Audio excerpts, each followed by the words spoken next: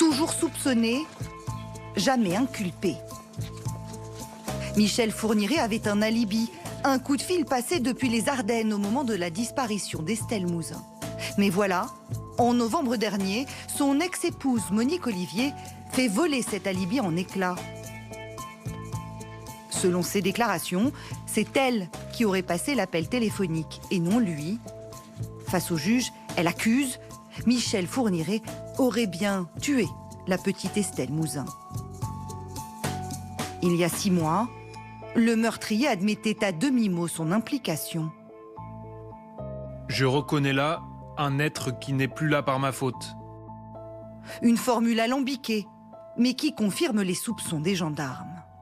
Michel Fourniret n'a jamais de lui-même avoué un crime. Il dit toujours aux enquêteurs, cherchez, c'est pas à moi de vous dire. En revanche, il a toujours confirmé ce que disait Monique Olivier quand elle avouait certains de ses crimes. Michel Fourniret purge une peine de prison à perpétuité pour le viol et le meurtre d'une dizaine de jeunes femmes. Monique Olivier, 71 ans, purge la même peine pour complicité. La semaine dernière, elle a de nouveau été entendue par la juge d'instruction. Pendant 4 jours, elle fait de nouvelles révélations. Monique Olivier a déclaré au juge d'instruction que Michel Fourniret avait enlevé Estelle Mouzin, l'avait kidnappée, l'avait emmenée le 9 janvier 2003 à Ville-sur-Lume pour la séquestrer et qu'il l'avait violée et étranglée. Selon les dires de son ex-épouse, le scénario de la disparition de la fillette se précise.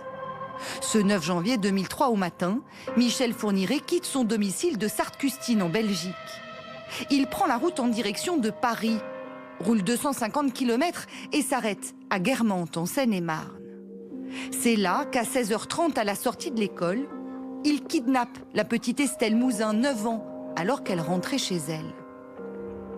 Toujours selon son ex-femme, il l'emmène en fourgonnette dans les Ardennes françaises, à Ville-sur-Lume, dans la maison inoccupée de sa sœur. En juin, les gendarmes y ont mené des fouilles. La maison est vide.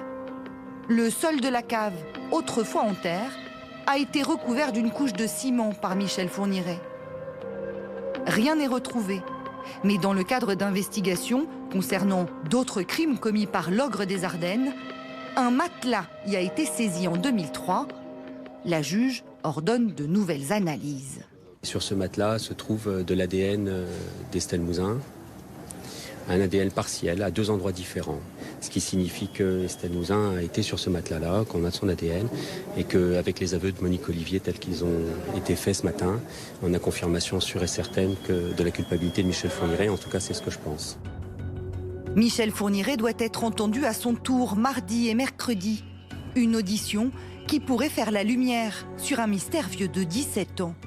Ce qu'on attend d'abord, c'est des aveux circonstanciés, avec vraiment des détails sur les lieux, les dates, pourquoi cet enfant-là, est-ce qu'il y a eu des repérages, combien de temps a duré la séquestration, dans quelles conditions il l'a tué exactement. Ça, c'est pour avoir un dossier vraiment solide qui tiendra devant une cour d'assises. Et puis, il y a un autre enjeu, c'est de retrouver le corps d'Estelle Mouzin, qu'elle soit rendue à sa famille et qu'elle puisse avoir une sépulture.